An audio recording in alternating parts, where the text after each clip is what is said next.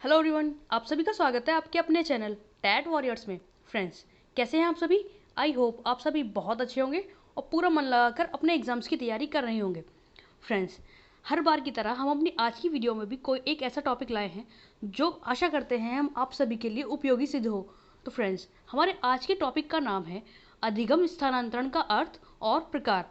Friends, अधिगम स्थानांतरण क्या होता है और इसके क्या प्रकार हैं, हम अपनी आज की वीडियो के द्वारा आपको बताने वाले हैं। फ्रेंड्स, आज का टॉपिक भले ही छोटा है लेकिन एग्जाम के नज़रिए से काफ़ी इंपॉर्टेंट है। इसमें से अक्सर कोई ना कोई सवाल पूछ लिया जाता है, तो ज़्यादा समय ना लेते हुए हम अपनी आज की इस वीडियो को शुरू करते हैं। तो फ्रेंड्स, वीडियो शुरू करने से पहले यदि आप अभी हमारे चैनल पर न्यू हैं और आपने अभी तक हमारे चैनल को सब्सक्राइब नहीं किया है तो प्लीज़ फ्रेंड्स हमारे चैनल को सब्सक्राइब कीजिए। और अगर आपको ये वीडियो थोड़ी सी भी पसंद आए तो इस वीडियो को लाइक ज़रूर करें और आपके सुझाव हमें कमेंट करके ज़रूर बताएं। तो शुरू करते हैं अपनी आज की वीडियो। अधिगम का अर्थ होता है किसी ज्ञान को सीखना तथा स्थानांतरण का अर्थ होता है एक स्थान से दूसरे स्थान भेजना। अर्थात अधिगम स्थानांतरण का अर्थ हुआ सीखे हुए ज्ञान को एक स्थान से दूसरे स्थान भेजना।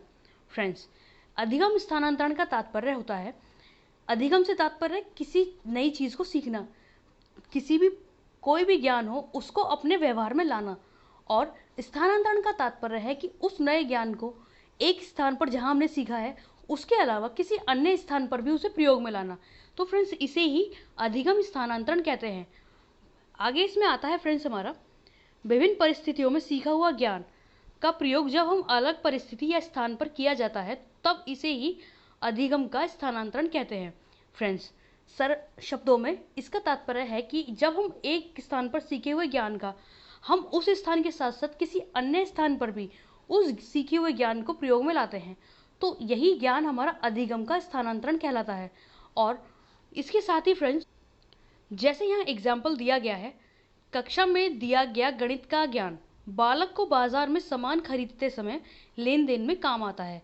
फ्रेंड्स, एक अध्यापक द्वारा जब किसी बच्चे को कक्षा में गणित का ज्ञान दिया जाता है तो उस गणित के ज्ञान को फ्रेंड्स बालक अपने व्यवहारिक जीवन में भी प्रयोग में लाता है। यानी जब भी उसे किसी सामान को खरीदने के लिए भेजा जाएगा तो वो लेन देन करते समय गणित का ही प्रयोग करके उस हिसाब को लगा करके सारा सामान खरीद कर लाएगा। इसी प्रकार फ्रेंड्स, कक्षा में जितने भी ज्ञान दिए जाते हैं या हम अपने डेली जीवन में कहीं भी या किसी के भी द्वारा कोई भी नई चीज़ सीखते हैं उसको जब हम अपने जीवन में प्रयोग में लाते हैं तो फ्रेंड्स वही ज्ञान अधिगम का स्थानांतरण है। यानी हमने एक जगह सीखे हुए ज्ञान का दूसरी जगह पर प्रयोग में लाए हैं, प्रयोग किया है। तो फ्रेंड्स, यही अधिगम का स्थानांतरण है।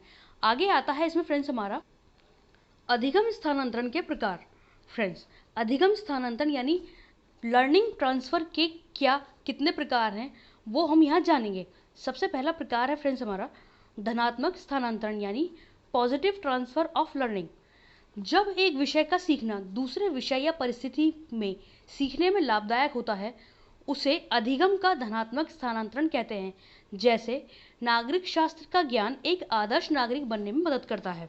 फ्रेंड्स, इसका तात्पर्य है कि जब हम किसी एक सीखे हुए ज्ञान को हमने उसे किसी अन्य परिस्थिति में भी प्रयोग में लाया है, यानी वो सीखा हुआ ज्ञान किसी दूसरी परिस्थिति में भी हेल्पफुल या मदददायक वो सिद्ध हुआ है। फ्रेंड्स, ऐसे ही अधिगम के स्थानांतरण को हम धनात्मक स्थानांतरण यानी पॉजिटिव ट्रांसफ़र ऑफ लर्निंग कहते हैं। इसका तात्पर्य फ्रेंड्स ये हुआ कि हमारा एक ज्ञान दूसरे स्थान पर भी उपयोगी सिद्ध हुआ। जैसे फ्रेंड्स, कक्षा में यदि किसी को नागरिक शास्त्र का ज्ञान दिया जा रहा है तो वो ज्ञान जब बालक अपने जीवन में उतारता है, प्रयोग में लाता है तो वही ज्ञान उसको एक आदर्श नागरिक बनने में मदद करता है।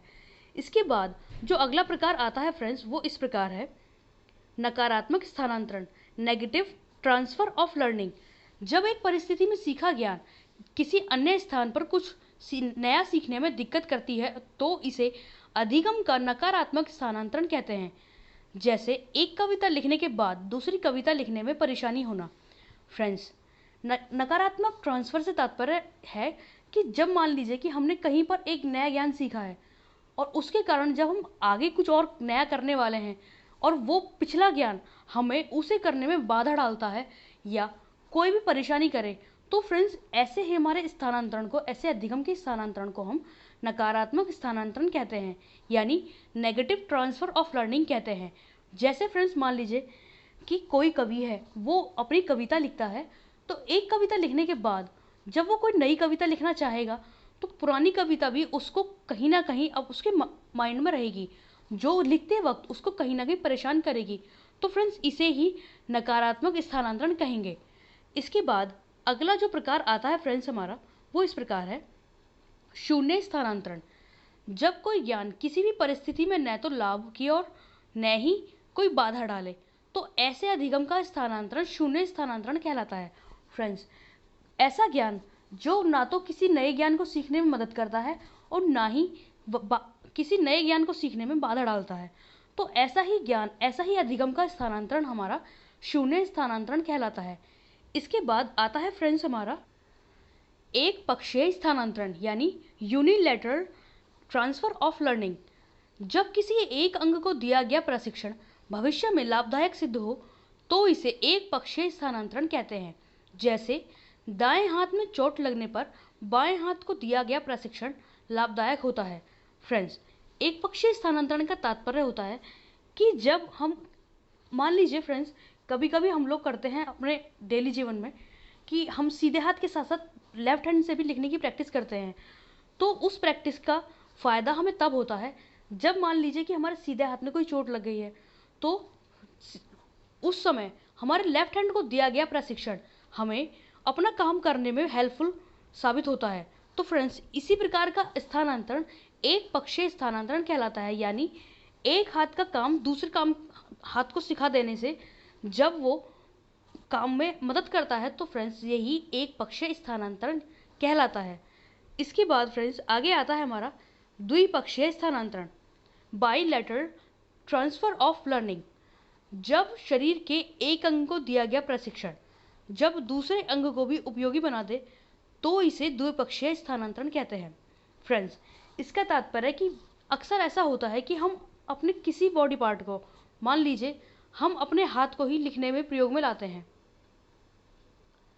या फ्रेंड्स मान लीजिए कोई राइटर है, वो राइटर अपनी कोई कविता लिख रहा है। कविता लिखने के साथ वो अपने माइंड में कोई विचार लाता है, नए नए विचारों को लाने के साथ उसका हाथ उसके विचारों के साथ साथ लिखना प्रारंभ करता है। तो फ्रेंड्स, ऐसे में उसने अपने मस्तिष्क को इस काबिल बनाया कि उसमें नए नए विचार आ सकें, वो नई कविता लिख सके। लेकिन साथ ही उसने अपने हाथ को तो इस तरह का कोई प्रशिक्षण नहीं दिया, लेकिन जैसे ही उसके विचार उसके मस्तिष्क में आते हैं, उसके साथ ही उसका हाथ ऑटोमेटिकली उन विचारों को लिखने के लिए तैयार रहता है। तो फ्रेंड्स, इसका तात्पर्य यही है कि जब एक शरीर के एक अंग को दिया गया प्रशिक्षण दूसरे अंग को भी उपयोगी बना दे तो इसे द्विपक्षीय स्थानांतरण कहते हैं।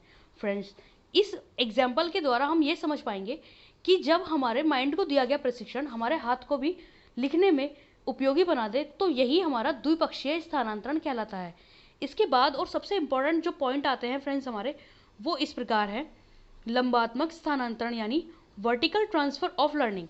फ्रेंड्स, एग्जाम में अक्सर इन दोनों पॉइंट्स को, जिन्हें अब हम बताने वाले हैं, अक्सर एग्जाम में इनसे क्वेश्चंस आते हैं। तो फ्रेंड्स, इन्हें आप ध्यान रखेंगे। सबसे पहले, जब एक कक्षा में प्राप्त ज्ञान का उपयोग अगली कक्षा में भी हो तब इसे लंबात्मक स्थानांतरण कहते हैं। जैसे कक्षा 5 का ज्ञान कक्षा 6 में भी लाभदायक होता है। फ्रेंड्स, इसका तात्पर्य है कि जब हम कोई ऐसा ज्ञान है जिसे हम एक स्तर पर सीख रहे हैं और उस स्तर पर सीखने के बाद हम उसे अगले स्तर पर भी उसे प्रयोग में लाने वाले हैं, या वो हमें वहाँ पर मदद करने वाला है, हेल्प करने वाला है, तो ऐसा ज्ञान, ऐसा अधिगम का स्थानांतरण, ऐसी learning transfer vertical transfer of learning कहलाता है। इसके बाद फ्रेंड्स आता है हमारा आगे फ्रेंड्स इसमें क्षैतिज स्थानांतरण हॉरिजॉन्टल ट्रांसफ़र ऑफ लर्निंग। जब एक विषय का ज्ञान अथवा एक स्तर का ज्ञान उसी स्तर पर अन्य विषय में भी लाभदायक सिद्ध हो तो इसे अधिगम का क्षैतिज स्थानांतरण कहते हैं। जैसे गणित का ज्ञान विज्ञान को समझने में भी लाभदायक होता है।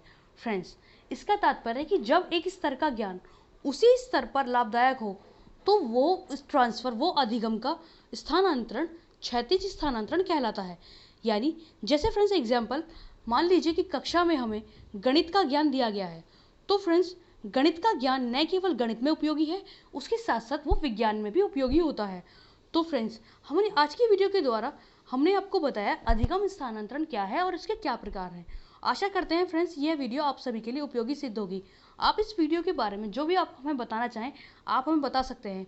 कोई शिकायत है आपको, कुछ कहना चाहते हैं, कोई सुझाव आप हमें देना चाहें तो आप हमें कमेंट करके बता सकते हैं। आपके सुझाव आमंत्रित हैं।